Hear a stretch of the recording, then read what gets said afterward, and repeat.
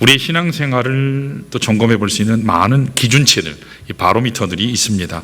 그 중에 가장 중요한 바로미터가 바로 감사예요. 감사. 참된 신앙인은요, 감사하게 돼 있어요. 주어진 여건에 상관없이 얼마나 감사할 수 있는가, 이것을 보면 그 사람의 영적 상태나 영적 건강을 체크해 볼 수 있다는 것입니다. 감사는 하나님에 대한 우리의 인식과 직결되기 때문입니다. 아무리 가진 것이 많아도 감사하지 않는 사람의 심령은 메말라요. 고갈되게 돼 있습니다. 그러나 힘들지라도 감사를 마음에 담고 사는 사람의 인생은 풍요롭습니다. 2015년 11월 13일 밤 프랑스는 2차 세계대전 이후 테러라고 하는 최대 공격을 받았다. 그 당시에 대통령이었던 올랑드 대통령이 말했습니다. 132명의 사상자가 생겼고 당시 80여 명의 중상자가 테러로 인해서 생겼어요. 그런데 당시 락 콘서트 극장 테러 현장에서 기적적으로 생존한 22살 난 이소벨 바우더리의 글이 화제였습니다. 숨을 참고 움직이지도 울지도 않으려고 했다. 그렇게 말한 그녀는 시신더미 아래 묻혀서 살기 위해서 무려 1시간 동안 죽은 척하고 있었다고 합니다. 얼마나 극한 죽음의 공포가 있었겠습니까? 얼마나 두려웠겠습니까? 얼마나 외로웠겠습니까? 그런데 그가 이와 같은 처참한 순간에도 그 모든 두려움을 견딜 수 있었던 게 한 가지 있었대요. 그게 뭔 줄 아세요? 그것은 사랑하는 사람들의 얼굴을 떠올리면서 사랑한다, 사랑한다, 사랑한다 속삭이는 그것이었다고 합니다. 사랑하는 여러분, 우리가 아무리 최악의 상황에 처한다 할지라도 누군가 사랑해야 할 사람을 가진 사람은 쉽게 생을 포기하지 않아요. 동시에 누군가에게 사랑을 표현하고 감사할 대상이 없는 사람은 살 이유가 없는 거예요. 오늘 우리가 살고 있는 이 시대는 어둠의 시대라고 말할 수 있습니다. 이미 다 경험하고 있는 것처럼 우리 현실이 언제 어디에서 어떤 일이 일어날지 아무 예상을 할 수 없는 그 위험스러운 현실을 우리는 한 걸음 한 걸음 통과해 가고 있습니다. 암담한 정치적인 현실이 있죠. 경제적인 현실, 지정학적인 현실, 세대 간의 갈등의 현실, 가진 자와 가지지 못한 자의 이 양극화의 현실, 젠더 갈등의 현실, 남녀 성대결의 현실, 또 동성애 등등 대단히 복잡다단한 이와 같은 시대에 우리 깊은 심령 속에 감사를 담고 살지 아니하면 언제 무너질지 모른다는 것입니다. 그러므로 오늘 우리가 그리스도인으로서 삶을 부유하게 살고 우리의 가정과 우리의 삶의 터전과 우리가 섬기는 하나님의 교회, 그리고 우리의 인생 터전 자체가 강하고 든든한 터전이 되기를 원하면 감사의 근본이신 하나님께 감사하는 삶이 회복되어야 될 줄로 믿습니다. 이것이 참 중요해요. 그때 하나님께서 우리에게 감사의 능력을 부어주십니다. 오늘 본문은 아삽이 쓴 시 중에 하나입니다. 아삽은 레위 지파 사람이에요. 이 아삽은 다윗이 언약궤를 가져오는 역사적인 순간을 지켜본 사람이었고, 솔로몬이 성전을 완공한 뒤에 회막 앞에서 찬양을 인도했던 그런 자였습니다. 그러므로 하나님께 드려지는 제사와 예배의 본질을 누구보다도 잘 아는 사람이 아삽이다, 그렇게 얘기할 수 있습니다. 특별히 그는 성도를 뭐라고 정의했냐면 하나님과 제사로 언약한 자들이다. 하나님과 제사로 언약한 자들이라고 성도를 그렇게 정의했어요. 여기서 제사란 궁극적으로 십자가에서 드려진 피의 제사를 의미해요. 다시 말해서 예수의 피가 죄인을 이 언약의 백성 되게 했다라는 그런 뜻입니다. 그러므로 구원받은 자들로서 마땅히 해야 될 일이 무엇일까요? 은혜 합당한 이 감사의 제사를 드리는 것, 이것이 은혜 받은 자 합당한 그런 태도라는 겁니다. 자, 그 당시 이스라엘 백성은요, 그런데 안타깝게도 마음에도 없는 이 형식적인 제사, 껍데기뿐인 제사를 드렸습니다. 그나마도 억지로 했어요. 이것은 하나님을 경홀히 여기는 겁니다. 하나님을 무시하는 태도예요. 멸시하는 태도입니다. 결코 해서는 안 될 그런 일이 일어나는 거죠. 하나님이 이와 같은 제사를 기뻐하실까요? 기뻐하실 리가 없죠. 오늘 여러분도 마찬가지입니다. 수많은 현대교회가 수많은 믿는 자들이 오늘 있는데 마땅히 하나님 앞에 드려야 할 감사제로 하나님을 영화롭게 하는가? 오늘 그런 면에서 나는 어떤가? 질문을 해봐야 돼요. 이 질문에 여러분들은 과연 어떤 대답을 할 수 있을지 모르겠습니다. 여러분, 바른 감사의 제사를 드려야 하나님께 영광이 됩니다. 하나님께 감사하는 삶, 감사의 제사의 삶을 사는 사람은 결코 실패하지 않는다는 것입니다. 자, 그렇다면 바른 감사의 제사가 어떤 것일까요? 오늘 우리가 드리는 예배가 어떻게 하면 하나님께 참 감사하는 예배가 될 수 있을까? 감사하는 예배, 바른 하나님 앞에 드리는 이 제사가 무엇일까? 오늘 말씀을 통해서 좀 살펴보겠습니다. 자, 첫 번째로 우리 따라할까요? 진실된 마음을 드리는 것이다. 여러분, 참 감사는 무엇보다도 진실된 마음으로 하나님께 드리는 거예요. 여러분, 감사의 본질은 진실한 마음에서 시작돼요. 참 감사는 진실한 마음이에요. 거짓된 마음이 아니에요. 할 수 없지 않은 마음이 아니에요. 그런 척 하는 게 아니에요. 하기 싫은데 억지로 하는 게 아니에요. 진실된 마음이, 그게 스타트가 돼야 돼요. 그게 동기가 돼야 돼요. 진실된 마음이 동기가 된 예배자를 오늘 하나님이 찾으세요.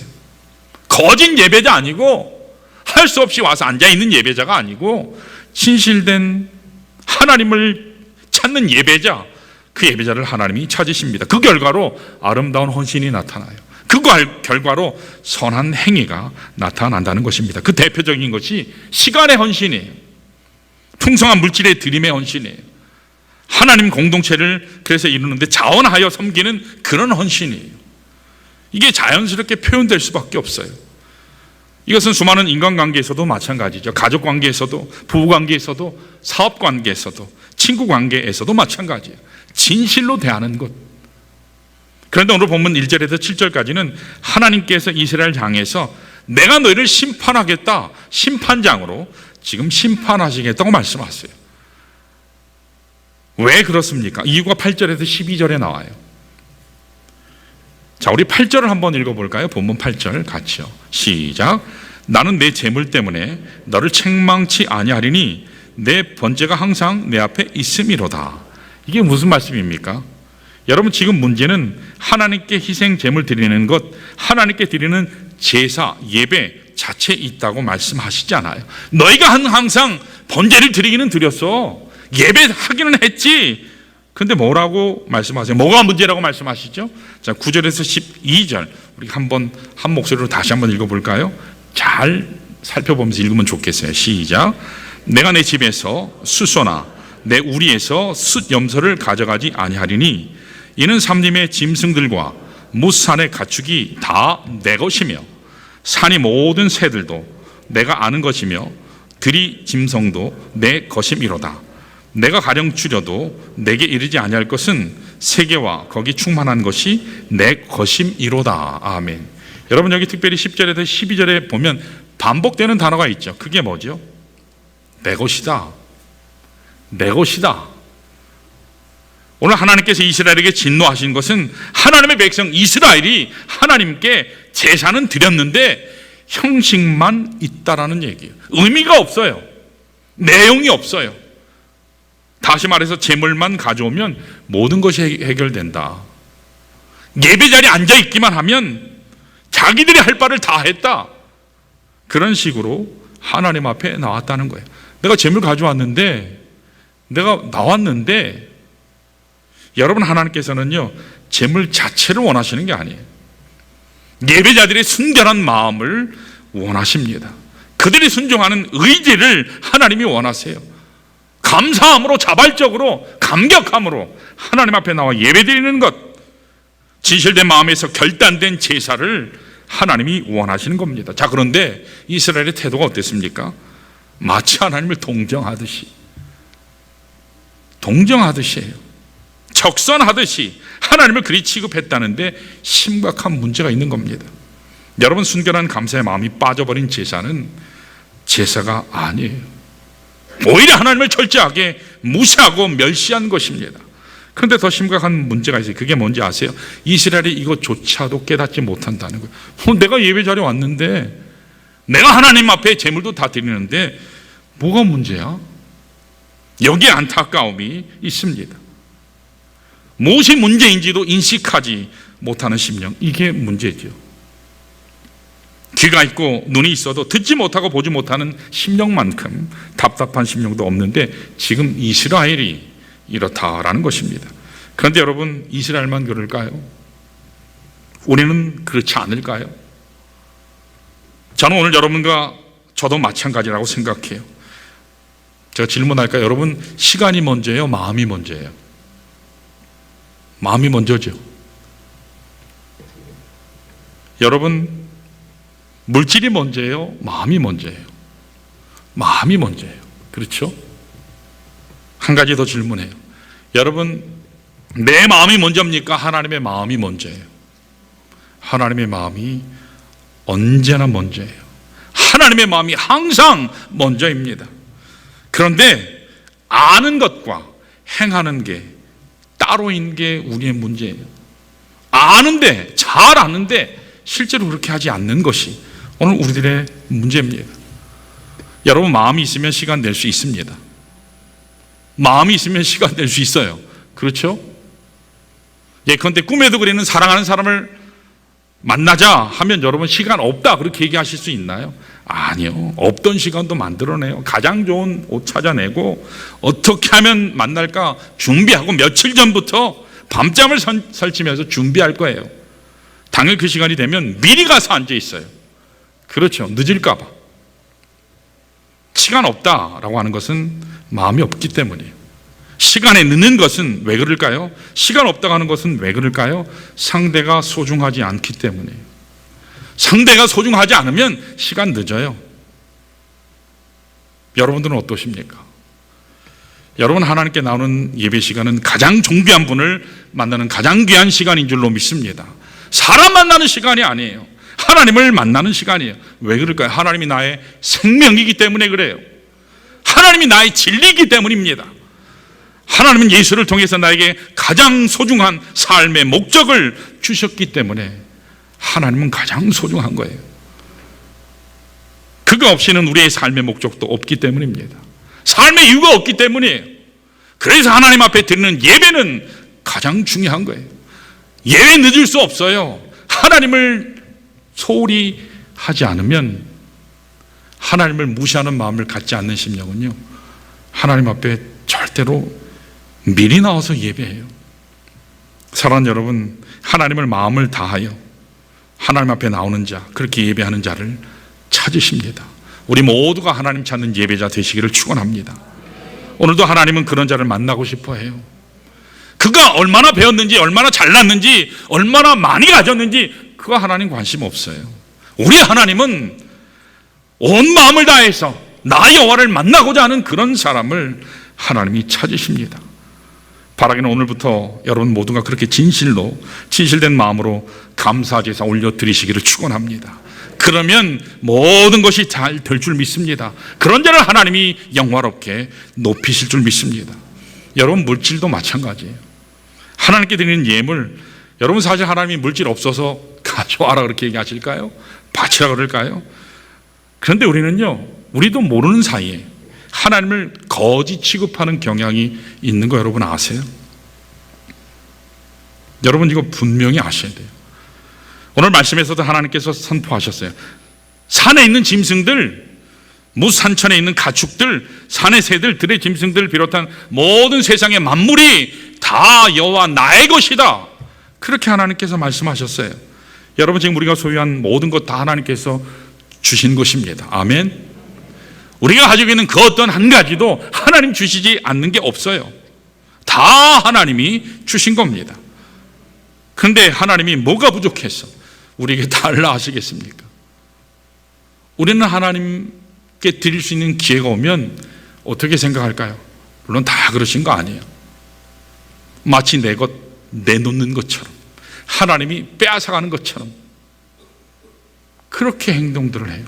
이것은 하나님께 대단히 불경이라는 것입니다. 하나님이 한번 쏟아주시면 여러분 감당치 못하게 쏟아주실 줄로 믿습니다. 하나님이 마음 잡수시면 여러분 한 번에 다 축복하세요. 그러나 하나님께서 한 번 거둬가시면 한 번에 쪽박 쳐요. 제가 협박하는 게 아니에요. 하나님의 말씀이 이렇게 나와 있어요. 여러분 바른 선택을 하면 하나님께서 우리 삶 가운데 언제나 복된 삶 주실 줄로 믿습니다. 여러분, 감사하는 심정을 어떻게 알 수 있을까요? 단 한 가지, 그 바로미터는, 기준치는 단 한 가지예요. 뭔지 아세요? 물질 드리는 것 보면, 하나님 앞에 시간 드리는 것 보면 딱 알 수 있어요. 내가 이전에 얼마나 뭐 했는데요? 그거 전 소용없다고 봐요. 그건 이미 하나님이 계산하셨잖아요. 지금 여기에서 어떻게 하느냐예요. 자, 우리 누가복음 21장 1절에서 4절이 그 대표적인 말씀이 아닌가 생각돼요. 자, 우리 한번 읽어볼까요? 누가복음 21장 1절에서 4절이요. 우리 함께 읽습니다. 같이요. 시작.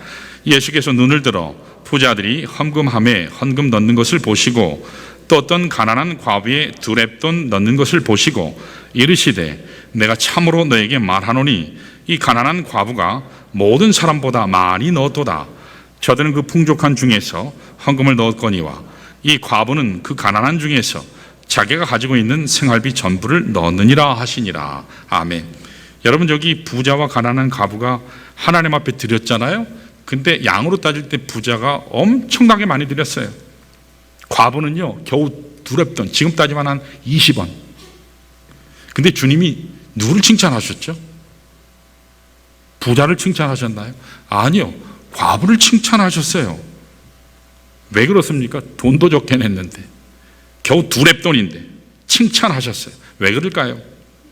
우리 하나님은 그의 물질의 크기를 보신 것이 아니라 하나님 사랑한 그 심령의 크기를 주님이 보셨기 때문이에요.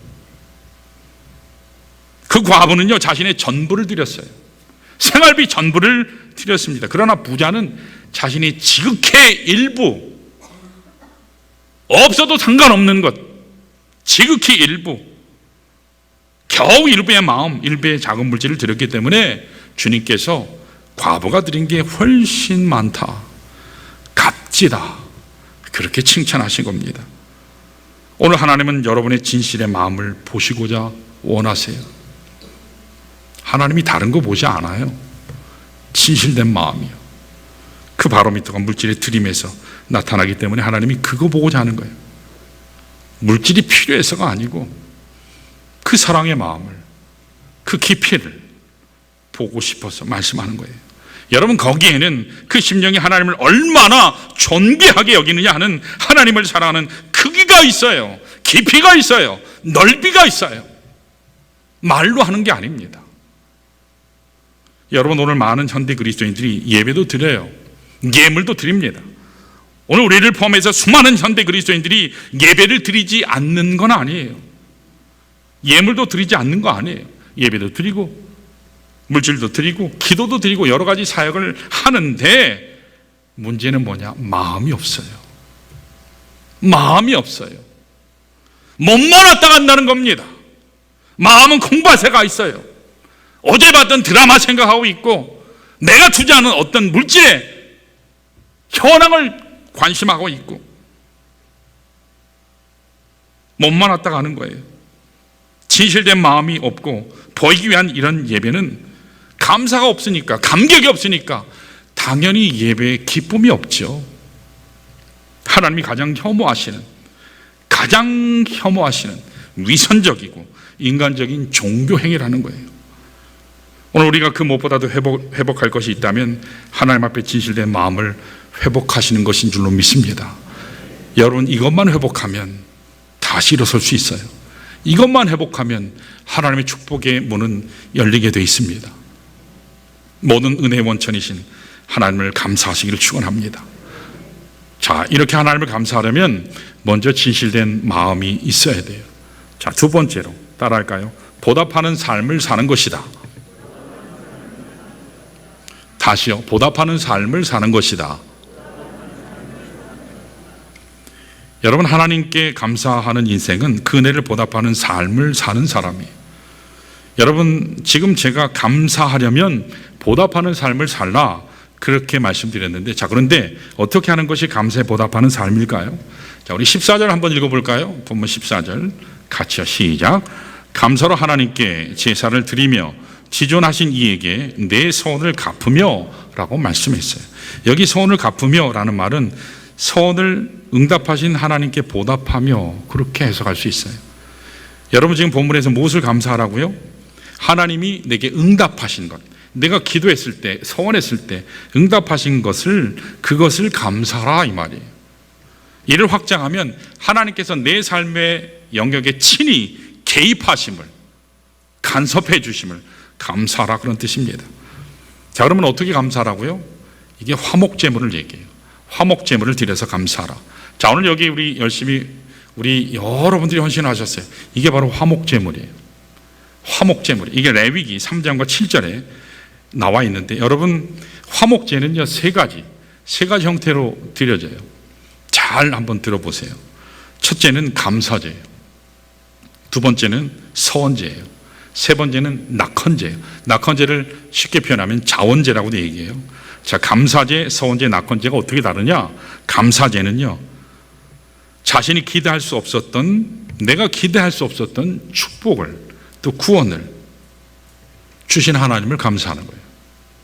내가 기대할 수 없었는데. 그리고 서원제는 내가 하나님께 서원했던 것이 응답되어서 성취되었을 때 감사로 드리는 제사예요. 그리고 낙헌제는 내가 축복받은 것이나 구원을 받았기 때문에 드리는 것이 아니라 그것과 상관없이 범사에 감사하는 제사, 이게 낙헌제예요. 여러분, 화목제사를 드리는 의미는 하나님께서 주신 응답에 공개적으로 감사 담내로 드리는 제사예요. 어떻게 한다고요? 공개적으로 하나님 앞에 감사드리는 제사예요. 자, 그런데 제사를 마친 후에 여러 가지 제사들이 있어요. 근데 여러 가지 제사가 있는데 그 중에서 오직 유일하게 이 화목제사는 제사가 다 마친 후에 이것을 성도들과 나눠요. 백성들과 나눠요. 자, 이따가 우리 식사하실 때 여기에 있는 과일들 중에 몇 가지가 내려갈 거예요. 뭐 까야 되고 하는 시간이 없으니까 당장 딱 해서 드실 수 있는 거. 그래서 함께 나눠요. 그리고 여기 있는 것들은 또 교구별로 또 다들 나눠서 필요한 분들 가져가실 거예요. 목자에게, 또 우리 사역자에게 그렇게 다 나눠질 겁니다. 그 희생제물을 모든 백성과 함께 나누는 것. 그래서 구약에서 제사 지낸 후에 그 제사 음식을 함께 즐겁게 나누며 교제할 수 있는 유일한 제사가 화목제예요. 그러니까 성도들이 화목제를 드릴 때는 모두가 기뻐요. 왜 그럴까요? 끝나면 다 만난 걸 먹고 함께 교제하니까. 사랑하는 여러분, 나누기 시작하면, 섬기기 시작하면 하나님이 이것을 통해서 감사의 열매를 최대치로 축복하실 줄로 믿습니다. 이게 감사 예물, 특별히 화목제물이에요. 자, 특별히 우리 느헤미야 8장 10절 한번 볼까요? 느헤미야 8장 10절이요. 같이 읽습니다. 시작. 느헤미야가 또 그들에게 이르기를 너희는 가서 살찐 것을 먹고 단 것을 마시되 준비하지 못한 자에게는 나눠주라. 이날은 우리 주의 성일이니 근심하지 말라. 여호와로 인하여 기뻐하는 것이 너희의 힘이니라 했습니다. 여러분, 가난해서 살찐 것과 단 것을 예비하지 못한 자들에게 어떻게 하라고요? 나눠주라고요. 나누라는 겁니다. 이것이 화목제를 생활하는 거예요. 나누는 삶, 섬기는 삶. 화목제 제사의 목적은 바로 이거예요. 나누라는 거예요. 섬기라는 겁니다. 그것이 하나님을 감사하는 삶이라고 얘기해요. 그것이 하나님께 보답하는 삶이라고 얘기해요. 그것이 하나님께 능력받는 삶이라고 얘기합니다. 그래서 느헤미야가 뭐라고 선포하죠? 이날은 즉 오늘은 주의 성일이니 근심하지 말라, 그렇게 말씀하세요. 왜 그렇죠? 오늘은 하나님을 감사하는 날이기 때문에, 오늘은 하나님을 감사하는 날이기 때문에, 오늘은 하나님을 기뻐하는 날이기 때문에 근심하지 말라. 먹을 것 없다고 근심하지 말라. 그때 하나님께서 어떤 축복을 하신다고 말씀하세요? 감사의 능력을 주신다. 여러분, 매일매일 주님께서 보여주시는 감사의 능력을 여러분 소유하시기를 축원합니다. 어떤 경우에도 감사하는 사람은요, 믿지 않는 사람이라 할지라도 그 사람은 성공하게 돼 있어요. 감사하는데 미워할까요? 감사하는데요, 그런 사람은요 더 키워주고 싶어요. 뭘 시켜도 항상 불만인 사람, 인상 쓰고 다니는 사람은 줬던 것도 뺏고 싶어요. 여러분, 그렇지 않아요? 똑같은 자식이라도 감사해요 아빠, 감사해요 엄마, 그러면 그 아이는요 더 얻어먹어요. 근데 뭘 해도 인상 쓰고 앉아서 불평하면 줬던 것도 아무리 자식이라도 뺏고 싶지 않아요? 사랑하는 여러분, 하나님께 보답하는 삶은 나누는 삶인 줄로 믿습니다. 나누는 거예요. 하나님을 보답하는 삶은 나누는 거예요. 섬기는 겁니다. 여러분, 일요일이 아니에요. 주일이에요. 오늘은 무슨 날이요? 주일이에요. 주일이 뭐죠? 주의 날, 주님의 날, 주께서 부활하신 날이에요. 일요일은 로마 시대 때 만든 거예요. 태양력에 의해서 태양신을 섬기는 그들이 만든 게 일요일이에요. 일요일, 썬데이라고 얘기하시면 안 돼요. 목사님, 일요일 날 신방해 주세요. 안 갑니다, 제가. 주일날 신방해 주세요. 예, 기도해 볼게요. 그러죠. 여러분, 일요일 날이 아니에요. 믿는 자는 주일이에요. 분명히 잘 이야기하셔야 돼요. 일요일 날 봬요. 일요일 날 시간 나요. 제가 앞에서는 얘기 안 해요. 강단에서밖에 얘기를 안 해요. 일요일이 아닌 주의 날은 하나님을 기뻐하는 날이에요. 뭐라고요? 주일은 하나님을 기뻐하는 날입니다. 그날은 감사의 능력을 공급받는 날이에요. 하나님이 나에게 감사하는 능력 주시는 날이 바로 주일이에요. 그리스도께서 부활하신 날, 내게 생명 주신 날, 나에게 영원한 생명을 허락하신 날, 십자가에 못 박히신 날, 그날이 주일이에요. 여러분, 갈라디아서 6장 10절 한번 볼까요? 갈라디아서 6장 10절이요. 자, 그러면 신약시대 사도 바울은 이 화목제 생활화를 어떻게 얘기했나? 우리 같이 한번 읽습니다. 시작. 그러므로 우리는 기회 있는 대로 모든 이에게 착한 일을 하되 더욱 믿음의 가정들에게 할지니라. 여기 뭐라 그랬어요? 믿음의 가정들, 믿음의 가정들, 함께 섬기는 공동체 안에서의 가정들, 필요가 필요한 사람들, 참 어려운 가운데 있는 성도들, 무엇보다도 그들을 향해 나누고 섬기라고 하나님께서 사도 바울을 통해서 말씀해요. 이게 하나님께 감사하는 삶이에요. 이게 하나님께 감사를 보답하는 삶이에요. 그런데 여러분, 인생에 가장 가까운 사람이 누굽니까? 가족이죠. 그 중에서도 제일 가까운 분이 누구죠? 남편이죠. 아내죠. 그런데 오늘 현실은 어떠합니까? 깨지고 상한 부부들이 참 많아요. 가족을 감사제의 생활화를 이루는 여러분 터전으로 삼으셔야 돼요. 그래야 하나님이 기뻐하세요. 근데 오늘 수많은 경우에 가정이 깨지고 이렇게 헤어지죠. 서로의 마음의 진실함보다는 위선의 장벽, 실망과 대립과 분열의 유리 장벽을 쌓기 때문에 그렇습니다. 세월이 흐르면 결혼 생활은 마치 군대 생활 하듯이 내가 몇 살이 되면, 우리 자녀가 대학 가면, 우리 자녀가 결혼만 하면 의무감으로 그렇게 변질되고 이웃보다도 못한 남이 되어버리는 그러한 현실을 우리가 살게 돼요. 제가 몇 년간 뉴스 보도를 통해서 여러분들도 잘 아시겠지만 일반적인 이혼 사유보다 황혼 이후 청구 사건, 황혼 이혼은 20년 이상 된 사람들이 이혼할 경우를 황혼 이혼이라고 그러는데요, 황혼 이혼 청구 사건이 앞질렀다고 합니다. 그런데 그 경향이 처음에는 아내들의 반란으로 일어났어요. 근데 요즘은 남편들이 더 못 살겠다고 이혼 청구를 한다고 합니다. 내가 평생 벌었는데 이제 나도 돈 좀 써보자, 그럽니다. 여러분 처음 결혼할 때 어떻게 하셨죠? 너 없이는 안 돼 그랬잖아요.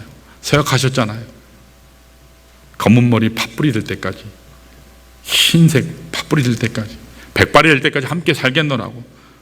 비가 오나 눈이 오나 병들 때나 아플 때나 상관없이 정절을 지키겠다고, 버리지 않겠다고, 끝까지 함께 하겠다고, 하나님이 짝져 주신 우리의 관계 결코 깨지 못하게 할 거라고 그렇게들 맹세했습니다. 그랬는데 그 고귀한 소원을 깨뜨리고 깨어지는 그런 시대 우리가 살아요. 참 안타까운 시대 우리가 삽니다.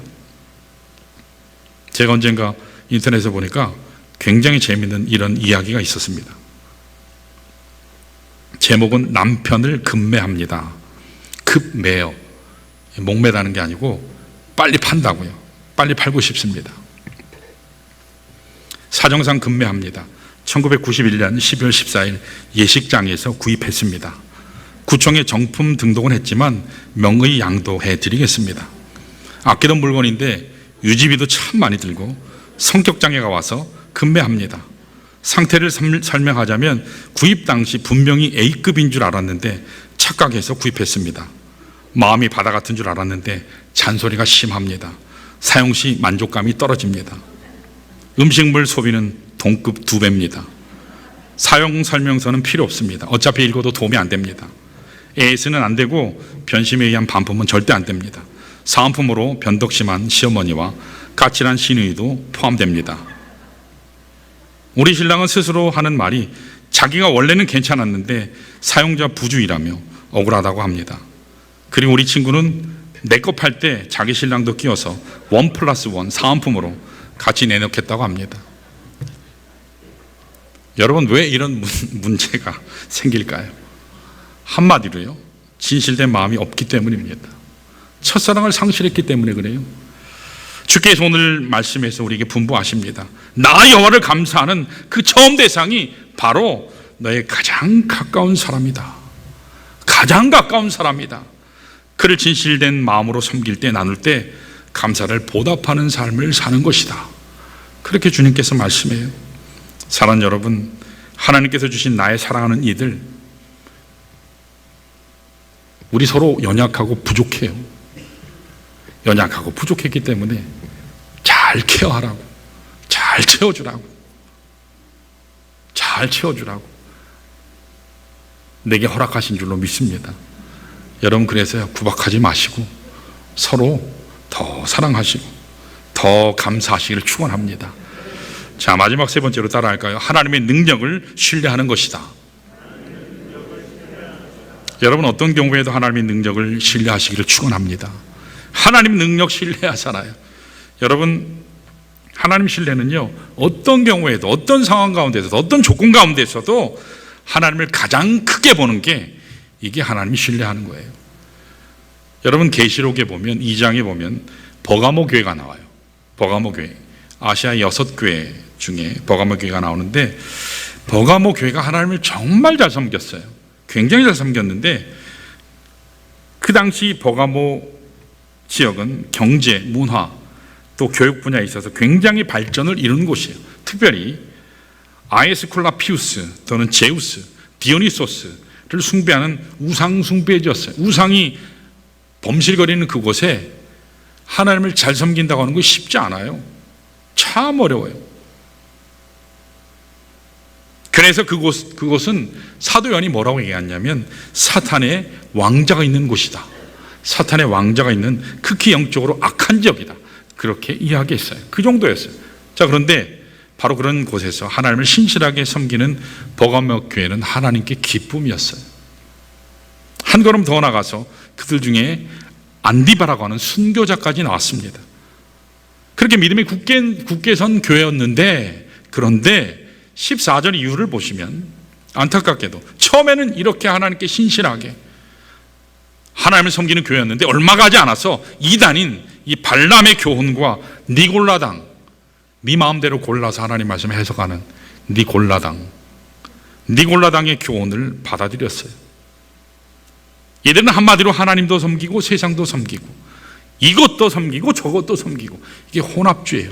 싱크레티시즘, 혼합주의예요. 여러분, 왜 버가모가 이렇게 하나님의 능력을 신뢰하며 믿음 가운데 하나님을 기쁘시게 하는 삶을 잘 살았는데, 감사하는 삶을 살았는데 왜 변질되었는지 아세요? 그것은 환경 바라보았기 때문에 그래요. 자신의 처지를 보았기 때문에 그래요. 하나님 보기보다 삶의 조건을 먼저 봤어요. 남과 비교했어요. 자신의 형편을 보니까 너무 초라하게 느껴지는 거예요. 하나님을 크게 보는 게 아니라 내 삶의 형편을 점점 크게 보니까, 여러분, 그게 더 좋아 보이거든요. 여러분, 다윗이 골리앗을 어떻게 이긴 줄 아세요? 여러분, 싸우면 100점 100배 골리앗이 승리할 수밖에 없어요. 다윗은 패배할 수밖에 없어요. 여러분, 승리할 수 있었던 건 단 한 가지예요. 다윗은 골리앗을 본 게 아니라 하나님을 봤기 때문에 그래요. 여러분, 어떤 경우에도 하나님 보시길 여러분 축원합니다. 우리 인생에는 수많은 환경의 골리앗이 있어요. 수많은 인간 골리앗이 있어요. 내가 도저히 뛰어넘을 수 없을 것 같은 고난의 골리앗이 우리에게 있어요. 파도처럼 다가와요. 그런 이들을 만날지라도 하나님을 온전히 여러분 바라보시기를 축원합니다. 하나님을 집중하시기를 축원해요. 그 능력을 신뢰하시기를 바랍니다. 그러면 하나님께서요, 언제나 함께 하실 줄로 믿습니다. 자, 우리 마지막으로 15절을 한번 읽어볼까요? 본문 15절 15절이요. 같이 읽습니다.